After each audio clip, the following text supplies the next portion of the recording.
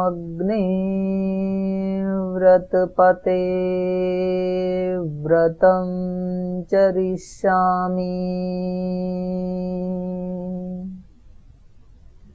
तच्छकेयं तन्मे रोध्यताम्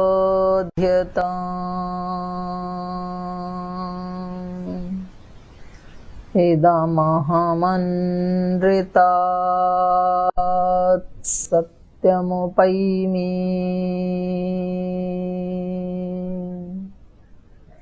ॐ सहनाववतु सहनौ भुनक्तु सह वीर्यं करवावहै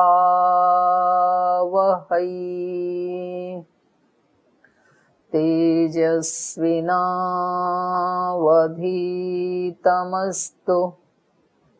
मा विद्विषावहै ॐ शान्ति शान्ति शान्तिः।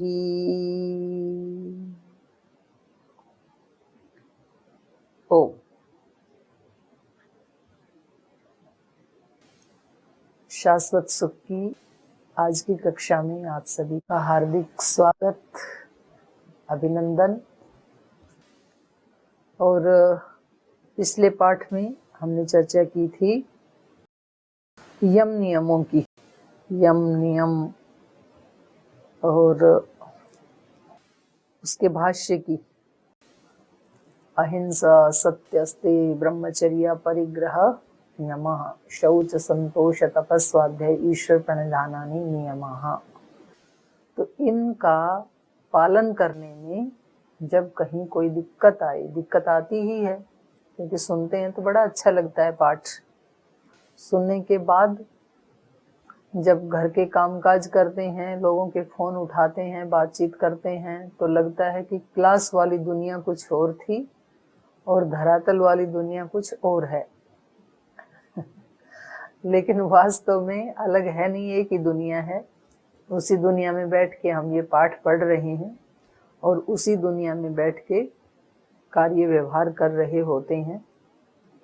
तो हो जाएगा धीरे धीरे, अभी शुरुआत की है, प्रैक्टिस होगी, उसकी भी होगी। तो यहाँ सूत्र में आगे बता रखा है वितर्क बाधने प्रतिपक्ष भावनम। तो ये आज हम पढ़ेंगे, जब ये वितर्क बाधित करने लगे तो क्या करें, उस समय क्या उपाय है। हम अहिंसा का पालन करने लगते हैं, करना चाहते हैं, हिंसा हो जाती है। सत्य का पालन करना चाहते हैं, असत्य आचरण हो जाता है। संयम का जीवन जीना चाहते हैं, असंयम हो जाता है। पार्टी में जाते हैं, वहां लोग कहते हैं थोड़ा तो खा के देखो, फिर जो हम नहीं खाना चाहते थे वो उस दिन खा लेते हैं। तो ये हो जाता है।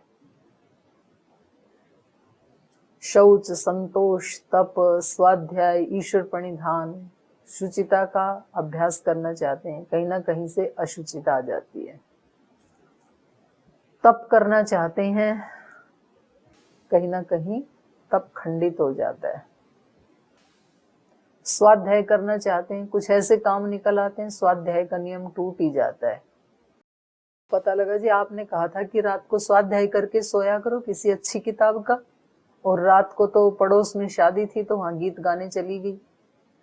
तो अब वहां न चाहते हुए भी, इच्छा नहीं है, इच्छा तो यही है कि स्वाध्याय करूं, अपने घर में बैठ करके अच्छी पुस्तक पढूं और सो जाऊं, न चाहते हुए भी जाना पड़ता है। लेकिन कुछ काम ऐसे होते हैं संसार के। तो ये तप, स्वाध्याय, ईश्वर प्रणिधान, ईश्वर प्रणिधान करना तो चाहते हैं, दिन में हर समय भगवान की शरणागति में रहना चाहते हैं, भगवान के निमित्त ही कार्य करना चाहते हैं। लेकिन कुछ परिस्थिति तो ऐसी आ जाती है कि लगता है कि ईश्वर तो फिर कहीं दूसरे ही लोक में चला गया, हमारे आसपास आजू बाजू में भी नहीं है, और आजू बाजू में तो एक क्लेशपूर्ण एनवायरनमेंट क्रिएट हो जाता है। तो ऐसी स्थिति में हम क्या करें, ये मैं आज आपको बताने वाली हूँ। उससे पहले आपका कोई प्रश्न है तो आप पूछ सकते हैं। पहले उस दिन कुछ बहनें हाथ उठा रही थी, तो टाइम हो गया था, इसलिए मैंने उत्तर नहीं दे पाई थी। तो अगर आपका किसी का कोई प्रश्न है पीछे के पार्ट से तो आप पूछ सकते हैं पहले।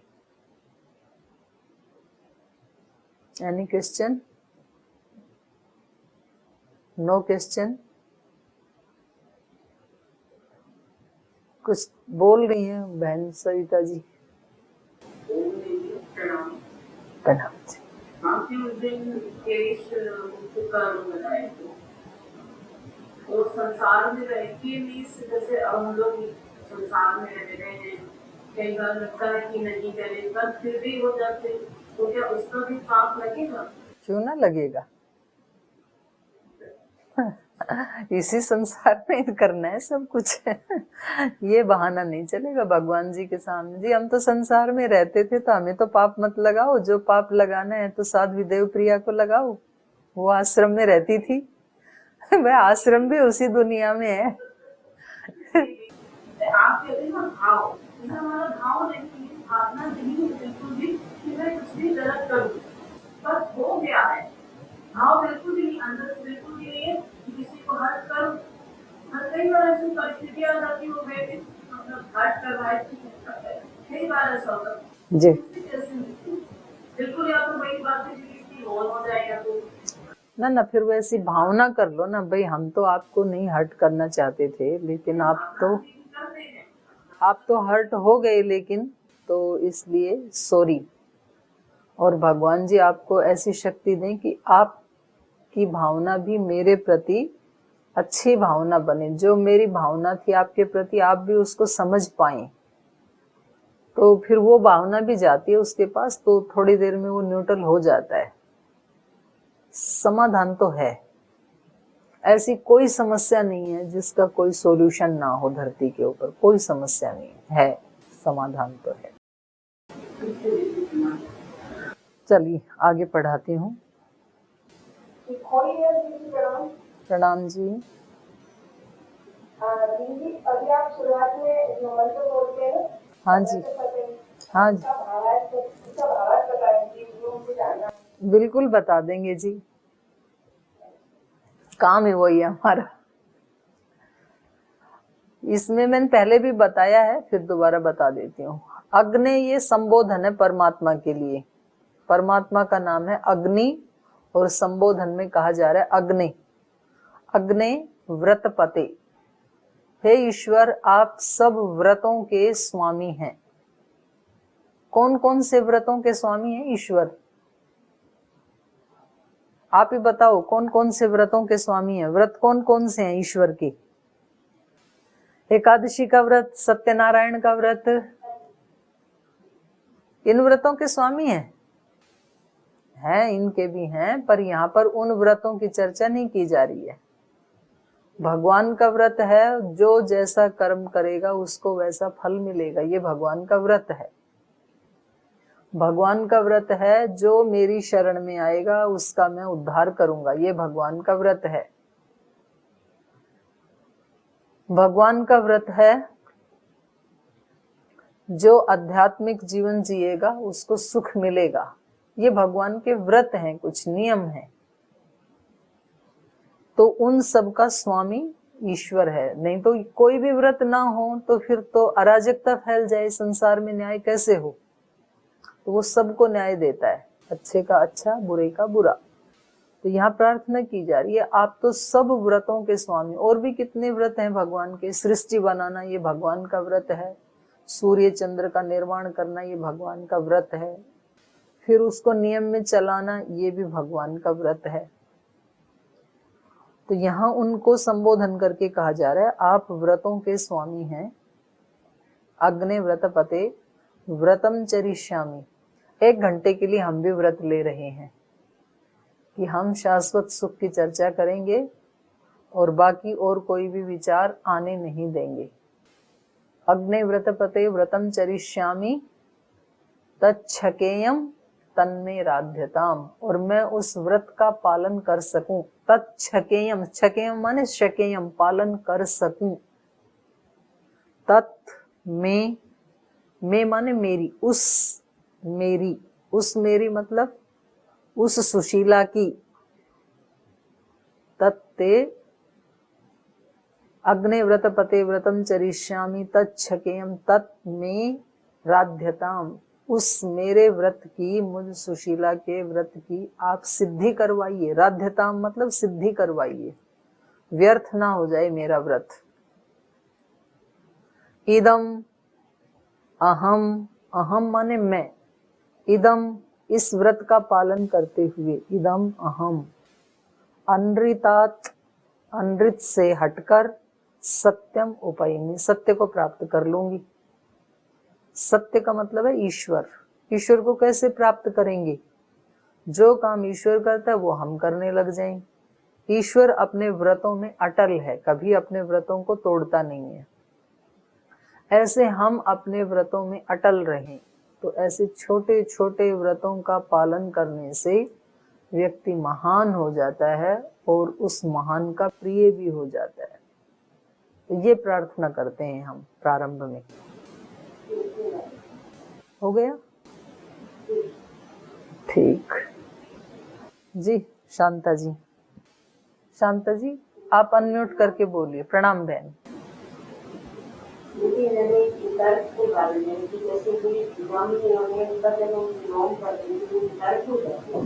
ये तो मैं पढ़ाऊंगी आज, अभी ये सूत्र पढ़ाया नहीं है। हाँ, इससे अतिरिक्त जी। चलूं आगे?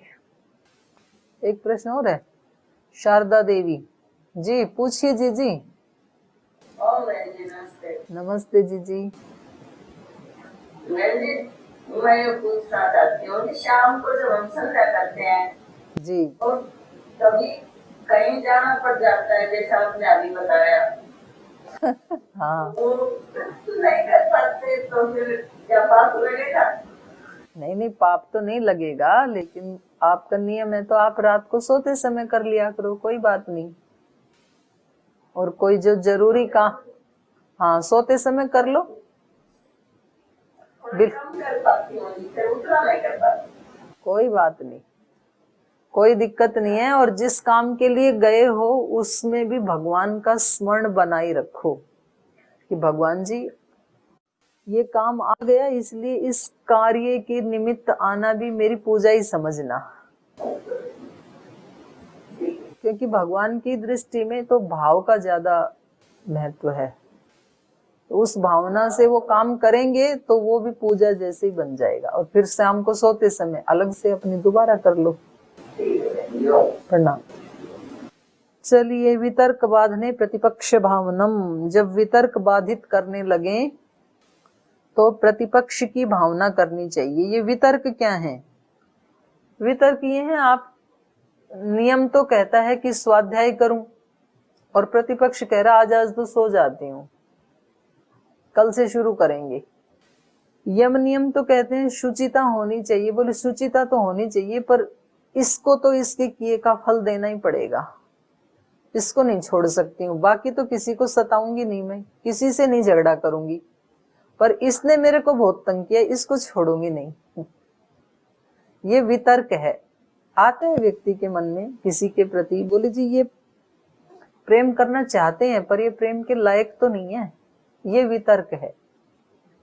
तो ऐसे हमारे मन में वितर्क हमें बाधित करने लगे, तब क्या करें? तो प्रतिपक्ष की भावना करें। प्रतिपक्ष का मतलब उससे दूसरा पक्ष। हम ऐसा नहीं करेंगे, माने प्रीति नहीं करेंगे, स्वाध्याय नहीं करेंगे, संयम नहीं रखेंगे, तो इसका परिणाम क्या होगा? प्रतिपक्ष क्या होगा? प्रतिपक्ष अगले सूत्र में बताया है। पहले तो मैं इसका भी भाष्य और बताऊंगी। प्रतिपक्ष क्या है? वितर्का हिंसादय कृतकारित अनुमोदिता लोभ क्रोध मोह पूर्वका मृदु मध्य अधिमात्रा दुख अज्ञान अनंत फला इति प्रतिपक्ष भावनम। प्रतिपक्ष की भावना क्या है? कि ये जो मैं काम कर रही हूं, कौन सा काम? एक व्यक्ति के प्रति नाराजगी की भावना, एक व्यक्ति के प्रति क्षमा न करने की भावना, ये मैं या तो लोभ से करती हूँ, या तो क्रोध से करती हूँ, या तो मोह के कारण करती हूँ। तीनों में से कोई एक होगा।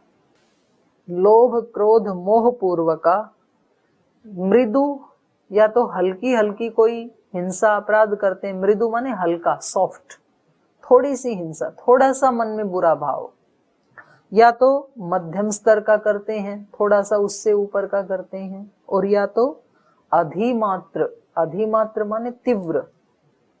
तो जो भी हम भाव अपने चित्त में लाते हैं उसकी 3 श्रेणी हो सकती हैं। या तो सॉफ्ट सॉफ्ट होता है वो भाव, मानो किसी के प्रति हल्का सा किसी को डांट दिया, हल्का सा थोड़ी देर के लिए मन में कोई दुर्भाव आया फिर उसको हटा दिया, इसको कहेंगे मृदु। एक हुआ मध्यम स्तर का, थोड़ी देर चला, 1-2 घंटे, फिर हटा दिया। एक होता है अधिमात्र, 24 घंटे वही चले, कई दिन चले, कई महीने चले, इसको कहेंगे अधिमात्र। अब इसका फल क्या होगा वो सुन लीजिए। दुख अज्ञान अनंत फला, इसका फल आएगा दुख, निश्चित रूप से दुख आएगा। मृदु पाप किया है तो मृदु दुख आएगा, मध्यम कोटि का पाप हुआ है तो मध्यम कोटि का दुख आएगा, और तीव्र घोर पाप किया है तो घोर दुख आएगा। और घोर पाप या घोर पुण्य का फल तुरंत मिल जाता है, वो कर्म पक जाता है बहुत जल्दी से। बाकी में थोड़ा टाइम लगेगा, कुछ वर्ष लगेंगे, और किसी किसी में तो पूरा जन्म लग जाता है, उसका फल अगले जन्म में मिलता है धीरे धीरे किया हुए का, लेकिन मिलेगा जरूर। हो सकता है कि 50 जन्म के बाद मिले किसी कर्म का फल, हो सकता है 100 जन्म के बाद मिले किसी कर्म का, पर मिलेगा जरूर, खाली नहीं जाएगा कोई भी कर्म। मैं पढ़ा रही हूं ना, इस कर्म का फल भी मिलेगा, और आप पढ़ रहे हो, इस कर्म का फल भी मिलेगा। लेकिन इसमें यह हो सकता है कि कोई थोड़ा थोड़ा ध्यान दे रहा है तो उसको थोड़ा थोड़ा सुख मिलेगा, कोई मध्यम कोटि का ध्यान दे रहा है पाठ में तो मध्यम कोटि का सुख मिलेगा, और कोई अत्यंत डूब रहा है इस पाठ में तो उसको उच्च कोटि का लाभ मिलेगा। पर मिलेगा जरूर सबको, ऐसा नहीं हो सकता कि ना मिले। तो ये तो हुआ पुण्य की बात, पर कोई पाप हो गया तो उसका परिणाम क्या होगा? लोभ पूर्वक किया, क्रोध पूर्वक किया, मोह पूर्वक किया। जैसे मैं हिंसा की बात करती हूँ, हिंसा 3 प्रकार की है, शरीर से हिंसा, वाणी से हिंसा और मन से हिंसा। 3 साधन से हिंसा की जा सकती है किसी की।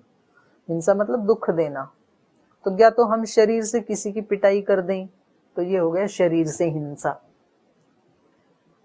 फिर वाणी से हम ऐसा कुछ कठोर बोल दें, या तो असत्य बोल दें, या तो वाणी से चुगली करते हैं, या तो किसी की निंदा करते हैं, ये सब वाणी के पाप हैं, वाणी से हिंसा है ये।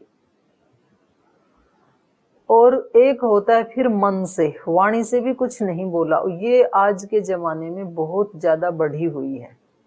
पहले लोगों के मन ज्यादा साफ थे, व्यवहार में फिर भी गलतियां हो जाती थी।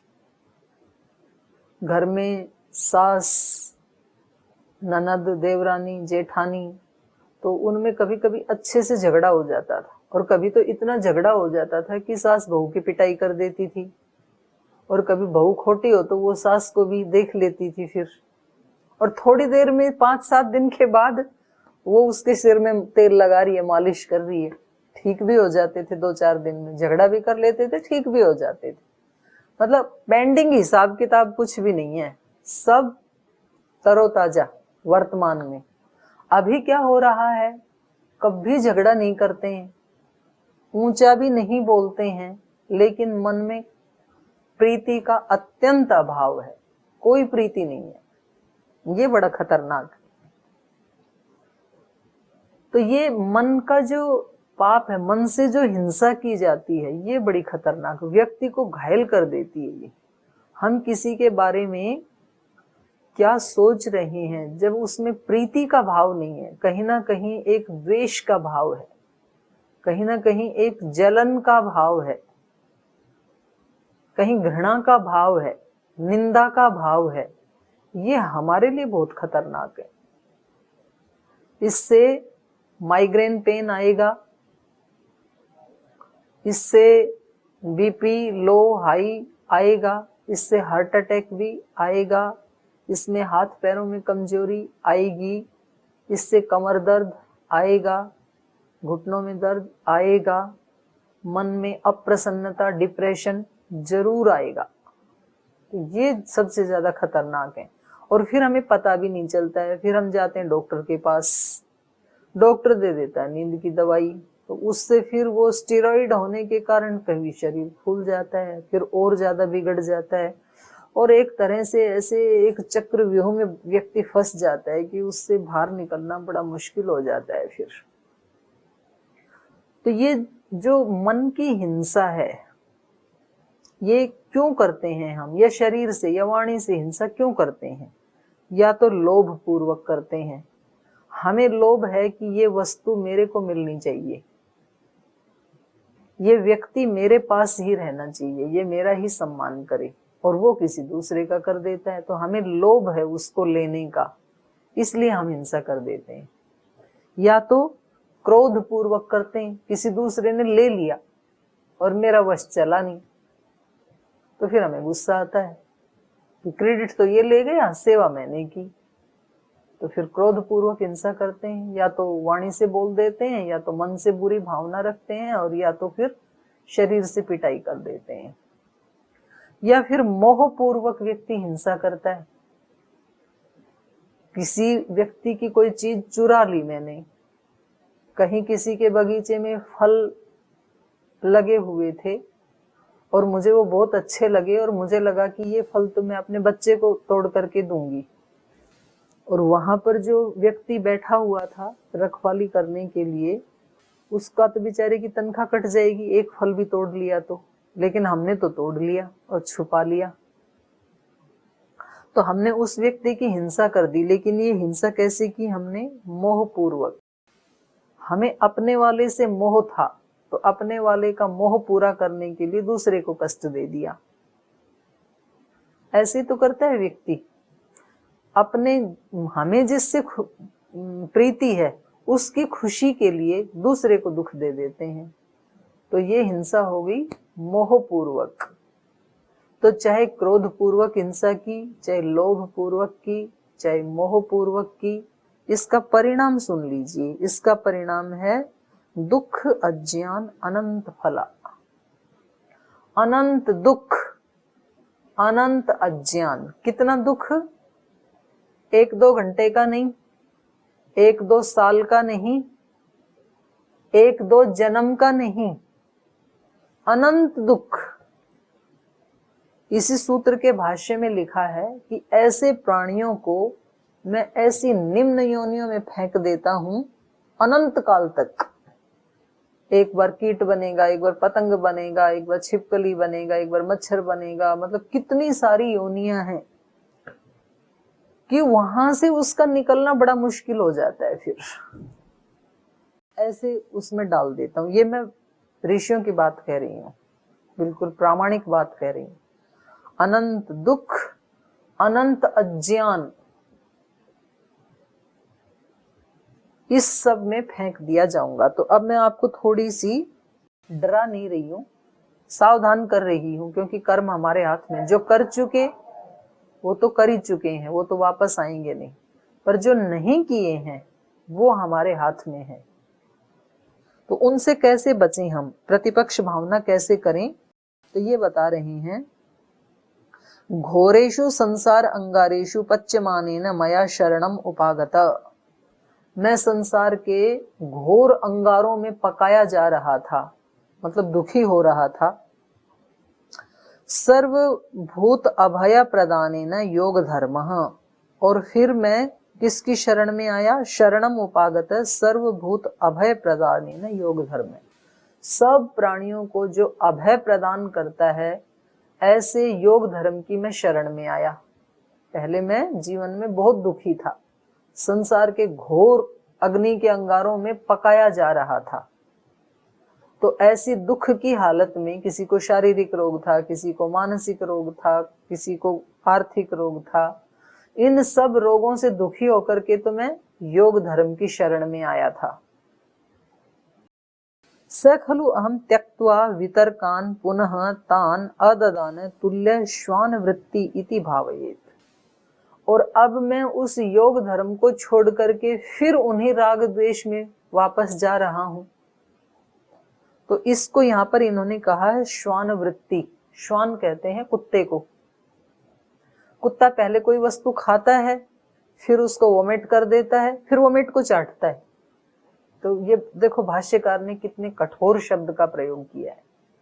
योग धर्म को अपनाया जब हमने, योग की शरण में आए, तो हमने क्या संकल्प किया था? अब किसी की हिंसा नहीं करनी, अब झूठ नहीं बोलना, अब किसी की निंदा नहीं करनी, किसी की चुगली नहीं करनी, अब गुरु की शरण में आ गए, अब योग की शरण में आ गए, ऐसा हमने सोचा था। और फिर थोड़े दिन के बाद फिर वो ही करने लग गए, जहां से आए थे उसी में फिर पहुंच गए। तो बोले आपने तो ये श्वान वृत्ति कर दी, आपने तो ये मतलब कुत्ते जैसा आचरण कर दिया। ये बहुत कठोर शब्द है, मेरे को बोलने में भी दिक्कत हो रही है, लेकिन भाष्यकार ने ऐसे लिखा है कि जिस चीज को त्याग दिया था उसी को दोबारा चाट रहे हो, ऐसी भावना करनी चाहिए। ये प्रतिपक्ष भावना है। और आगे इसमें जो मैंने बताया था, अगर ऐसा करेंगे तो क्या होगा, तो इसमें भी आप एक बार देख लीजिए। ये कह रहे हैं दुखम अज्ञानम च अनंतम फलम येषाम प्रतिपक्ष भावनम तथा च हिंसकः तावत् प्रथमम वध्यस्य वीर्यम आक्षिपति ततश्च शस्त्रादि निपातेन दुःखयति ततः जीवितादपि मोचयति ततः वीर्यापेक्ष पादस्य चेतना अचेतनम उपकरणम क्षीण वीर्यम भवति। दुख अज्ञान अनंत फला इति प्रतिपक्ष भावनम। दुखम अज्ञानम च अनंतम फलम येषाम। इन बुरे कर्मों का फल क्या है? अनंत दुख, अनंत अज्ञान। अज्ञान अपने आप ही दुख का कारण है, तो अनंत दुख मिलेगा। अब बोलो बदला लोगे किसी से? बदला लोगे? जिसने आपका बुरा कर दिया उसका बदला लोगे? प्रतिशोध करोगे? बड़े समझदार हो, मत करना। और यदि किया तो क्या फल होगा? अनंत दुख। इसलिए अनंत दुख से बचने के लिए बदले की भावना चित्त में बिल्कुल हटा दो। किसी से बदला नहीं लेना, मुझे अपना काम करना है। किसी के प्रति द्वेष का भाव नहीं रखना, किसी के प्रति घृणा का भाव नहीं रखना। आएगा, ऐसा नहीं है ये पाठ सुनते ही चला जाएगा, नहीं जाएगा। संस्कार है ना, इस जन्म के भी हैं, पिछले जन्म जन्मांतरों के भी हैं। आएगा, बार बार आएगा, लेकिन आप उससे भी ज्यादा मजबूत आत्मा है, आप बहुत स्ट्रॉन्ग हैं, इसलिए बार बार हटा देना आप। और ये बार बार आना, बार बार हटाना, ये हजारों बार भी करना पड़े तो कर लेना, कोई दिक्कत नहीं है। एक बार हटाएंगे फिर आएगा, फिर हटाया फिर आएगा, फिर हटाया फिर आएगा। लेकिन आप बोलो कि पाप तू यदि जिद्दी है तो मैं तेरे से 1000 गुना ज्यादा जिद्दी हूं, फिर बात बन जाएगी। वो भी देख लेगा भाई ये तो वास्तव में जिद्दी है, ये छोड़ेगी नहीं मेरे को, ये छोड़ेगा नहीं मेरे को, तो अब मैं किसी और को पकड़ूं। एक व्यक्ति, एक जो असुर था व्यक्ति, तो क्या राक्षस था, तो वो एक भले मनुष्य को पकड़ लाया कहीं से और उस मनुष्य से सारा काम करवाता था वो असुर अपने घर का, और उसको खाने को देता नहीं था बेचारे को कुछ भी, और बहुत सताता था। जब भी वो कुछ खाने को मांगे या कुछ अच्छा काम करने को बोले तो अपने बड़े बड़े दांत, बड़े बड़े नाखून दिखाता था कि इनसे पाड़ के खाऊंगा तेरे को, अगर तूने चूं भी बोला तो चुप हो जा और ये काम करा। वो बेचारा भूखा कितने दिन काम करे, बड़ा परेशान हो गया। बार बार वो ऐसे ही उसको डराता था।